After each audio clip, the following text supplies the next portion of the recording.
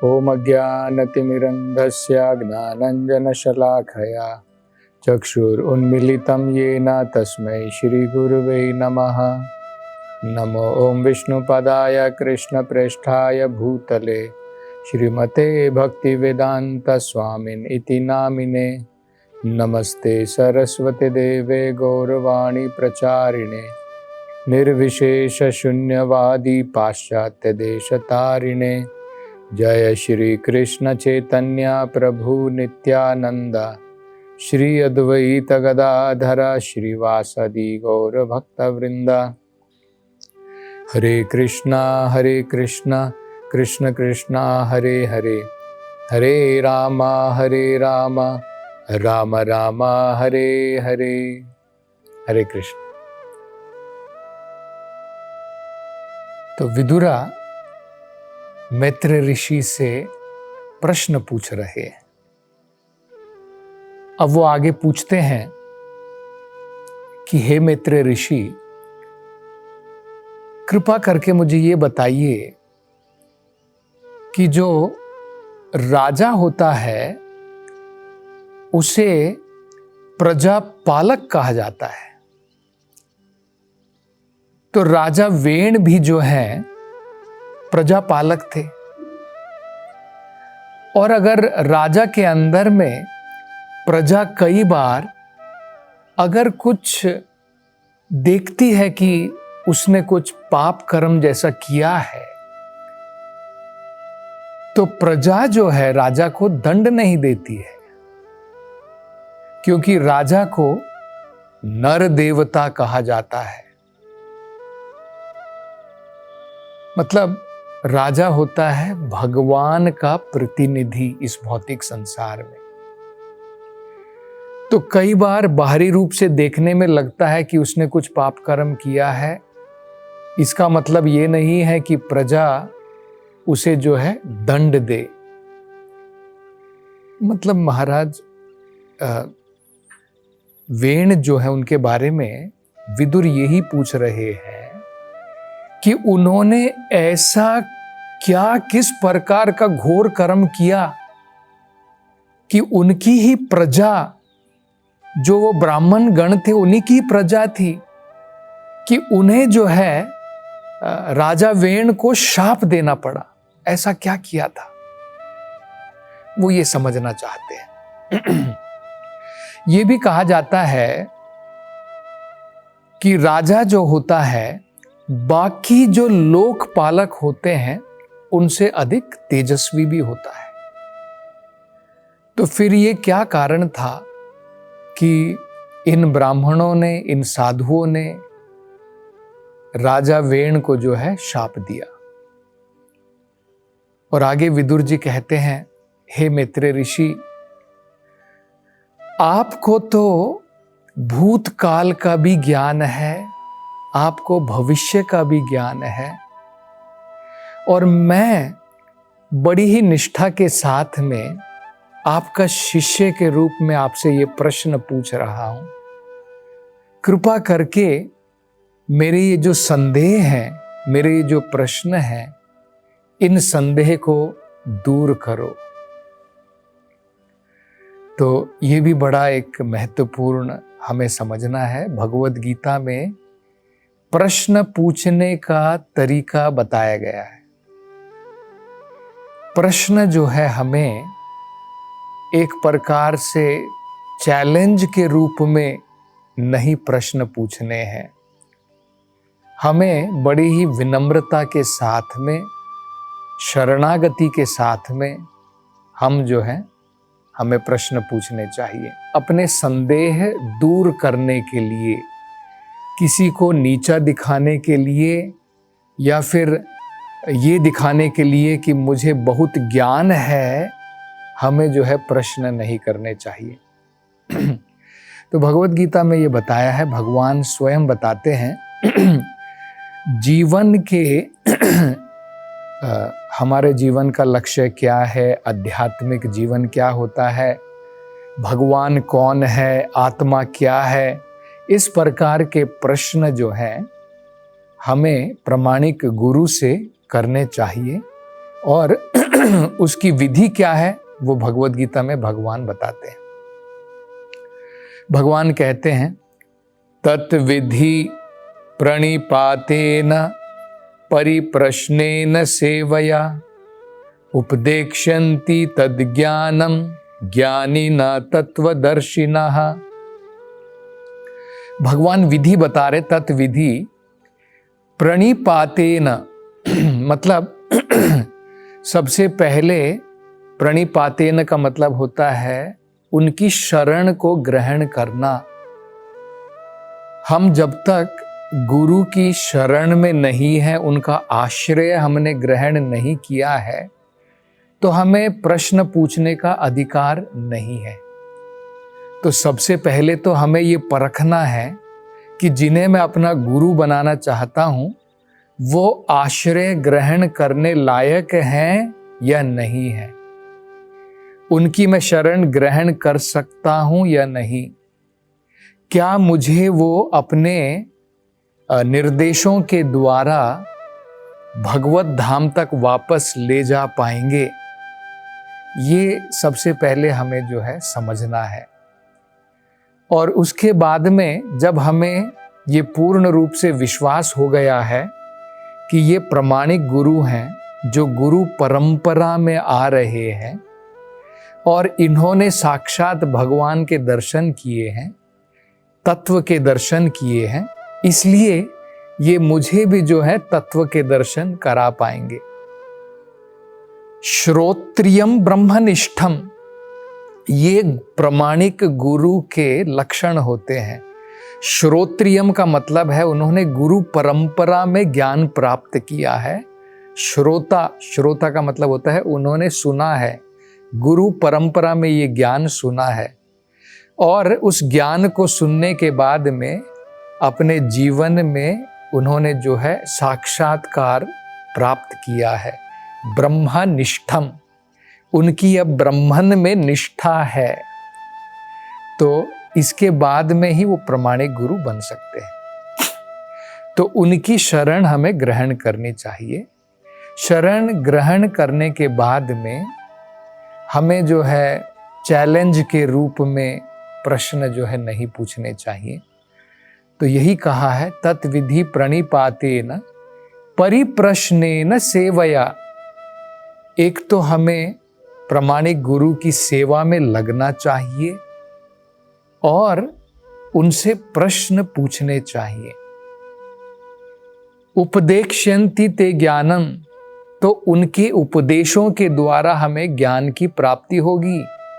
ज्ञानिना तत्वदर्शिना, क्योंकि उन्होंने तत्व के दर्शन किए हैं, उन्होंने साक्षात भगवान के दर्शन किए। तो ये महत्वपूर्ण होता है। इसलिए हम यहाँ पर देख रहे हैं कि विदुर जो हैं मैत्रेय ऋषि से बड़े ही सुंदर लेकिन शरणागत होकर के विनम्र भाव से जो है बड़े विश्वास के साथ में प्रश्न पूछ रहे हैं।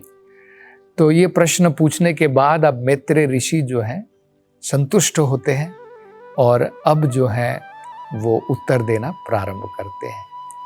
तो ये बड़ी सुंदर कथा आती है महाराज वेण की। तो अब ये कथा जो है बताना प्रारंभ करते हैं।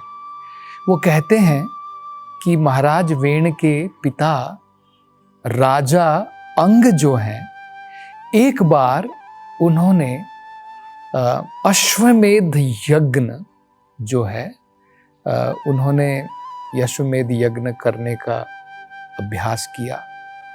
वो चाहते थे कि अश्वमेध यज्ञ करें। तो जब उन्होंने अश्वमेध यज्ञ के लिए जो भी गुणवान ब्राह्मण थे उन सब को वहाँ पर जो पुरोहित थे वहाँ पर बुलाया अश्वमेध यज्ञ करने के लिए। तो इन्होंने पुरोहितों ने, इन ब्राह्मणों ने अनेकों प्रयास किए अश्वमेध यज्ञ करने के लिए, लेकिन इस अश्वमेध यज्ञ में किसी भी देवताओं ने भाग नहीं लिया। तो ये ब्राह्मण गण, ये पुरोहित गण महाराज अंग से कहते हैं हे महाराज, आपने जो यज्ञ करने के लिए जो सामग्री जमा की है ये तो शुद्ध है, इसमें तो हमें कुछ भी अशुद्धता नहीं दिखती है। तुमने बिल्कुल शुद्ध प्रकार से ये सारी सामग्री जो है इकट्ठी की है, एकत्र की है। और वो कहते हैं कि हम भी जो है काफी दक्ष हैं अनेकों प्रकार के मंत्रों का उच्चारण करने में। सही प्रकार से संस्कृत का उच्चारण जो है वो मंत्रों में बहुत महत्वपूर्ण होता है। अलग अलग प्रकार के मंत्र अलग अलग छंदों में गाए जाते हैं। जैसे सामवेद के मंत्र जो हैं वो अलग प्रकार के छंदों में गाए जाते हैं। तो जो पहले जो ये ब्राह्मण गण हुआ करते थे इसमें बिल्कुल प्रवीण होते थे, बिल्कुल दक्ष होते थे। तो कहते हैं कि उसमें भी हमारी कोई गलती नहीं है, लेकिन फिर भी हम देख रहे हैं कि कोई भी देवता गण इसमें भाग लेने के लिए भी नहीं आए, और उनका जो भाग हमने अलग से किया था भगवत प्रसाद के रूप में, उसको ग्रहण करने के लिए भी नहीं आए। तो ये बड़ा समझने लायक है। हम यहाँ पर जो है देख सकते हैं 3 बड़ी महत्वपूर्ण जो है चीजें यहाँ पर हम सीख सकते हैं। एक तो उन्होंने कहा था इन ब्राह्मणों ने कहा था कि ये जितनी भी सामग्रियां हम लोग लेकर के आए हैं बड़ी पवित्रता के साथ में इन्हें जो है एकत्र किया गया है। तो यज्ञ करने में या भगवान की उपासना करने में ये सब सावधानी बरतनी बहुत महत्वपूर्ण होती है। अन्यथा जैसे हम यहाँ पर देख रहे हैं, क्योंकि उनके अनुसार तो क्या था कि हमने कोई गलती नहीं की है, कोई अपराध नहीं किया है, तो देवताओं को तो आना चाहिए था, लेकिन वो नहीं आए। मतलब क्या है, अगर हम असावधानी के साथ भगवान की उपासना करते हैं तो भगवान हम जो उनको चढ़ाते हैं फिर भगवान स्वीकार नहीं करेंगे। इसलिए हमारी ऑफरिंग, हम जो भोग चढ़ाते हैं वो शुद्ध होना चाहिए। उसमें सावधानी हमें इस प्रकार से बरतनी है कि स्वच्छता का हम ध्यान रखें। इसे शौचम कहा जाता है। आंतरिक रूप से हमारा हृदय भी स्वच्छ रहना चाहिए, हमारा मन भी स्वच्छ रहना चाहिए, और बाहरी रूप से भी जो भी हम सामग्री जमा करते हैं वो फ्रेश और स्वच्छ होनी चाहिए। ये महत्वपूर्ण है। इसलिए पांचरात्रिक विधि में बताया है कि भगवान की विग्रह की जब हम सेवा करते हैं उसमें अनेकों सेवा अपराध होते हैं। जैसे उदाहरण के तौर पर मैं आपको जैसे उदाहरण देता हूँ, आजकल हम लोग देखते हैं टीवी के अंदर में काफ़ी शो दिखाए जाते हैं जिसमें लोग जो है अनेकों प्रकार के भोजन बनाते हैं। ऐसे अनेकों चैनल जो हैं काफ़ी फेमस हैं जिसमें खाने के बारे में किस प्रकार से भोजन बनाया जाता है, किस प्रकार से उसको स्वादिष्ट बनाया जाता है। लेकिन हम देखते हैं कि लोग जो है भगवान को चढ़ाने से पहले, लोगों को अर्पण करने से पहले लोग उसे टेस्ट करते हैं, उसमें दिखाया जाता है। तो ये स्वच्छता नहीं है। किचन के अंदर में, रसोई घर के अंदर में बर्तन जिसमें हम बनाते हैं उसमें से हमें कभी नहीं खाना चाहिए। ये जो है अशुचि कहलाता है, ये स्वच्छता नहीं है। तो भगवान को भोग चढ़ाने से पहले हमें हाथ धोने चाहिए। पूरी जो हमारी रसोई घर है स्वच्छ होनी चाहिए। तभी जाकर के स्वच्छता के साथ में जब हम, और मन स्वच्छ उसके साथ में जब हम भगवान को अर्पण करेंगे तब जो है भगवान उसको स्वीकार करते हैं। तो इन्हें सेवा अपराध कहा जाता है। भगवान की सेवा में अनेकों प्रकार के अपराध होते हैं, वो हमें नहीं करने चाहिए। जब हम भोजन बनाएं तो उससे पहले हमें स्नान करना चाहिए। तो अनेकों प्रकार के जो है नियम का पालन रहता है, वो हमें करने चाहिए। दूसरा उन्होंने ये भी बताया था, इन पंडितों ने, इन ब्राह्मणों ने, जो पुरोहित थे, उन्होंने कहा था हमने मंत्र वगैरह जो है सब सही प्रकार से उच्चारण किए थे। तो ये भी होता था, देखिए पहले अनेकों प्रकार के यज्ञ किए जाते थे। जैसे यहाँ पर हम देख रहे हैं महाराज अंग ने कौन सा यज्ञ किया? अश्वमेध यज्ञ। अश्वमेध, जिसमें अश्व जो होता है, हॉर्स जिसे हम कहते हैं, घोड़ा, उसको जो है उसका सैक्रिफाइस किया जाता है। लेकिन ये पुरोहित, ये पंडित, ये ब्राह्मण इतने दक्ष होते थे कि जिसकी बलि चढ़ाई जाती थी, जिस घोड़े की, उसे तुरंत नए जीवन की प्राप्ति हो जाती थी। उसकी बलि अपने पेट भरने के लिए, खाने के लिए नहीं चढ़ाई जाती थी। ये विधि नहीं है, तो ये हमें समझना है। तो आज उस प्रकार के ब्राह्मण नहीं है। संस्कृत का जिन्हें सही प्रकार से ज्ञान है, किस प्रकार से छंद जो है, मंत्रों का, छंदों का उच्चारण करना है, तो वो हम लोग नहीं देखते हैं।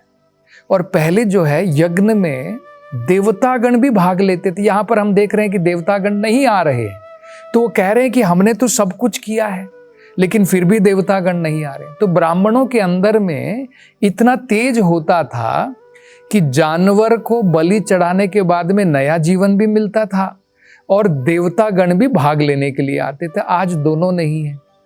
तो इसलिए अश्वमेधम गवालंभम, जिस यज्ञ में अश्व और गायें, उनकी बलि चढ़ाई जाती है, कलयुग में वो बैंड है, वो नहीं करना चाहिए, तो वो वर्जित है।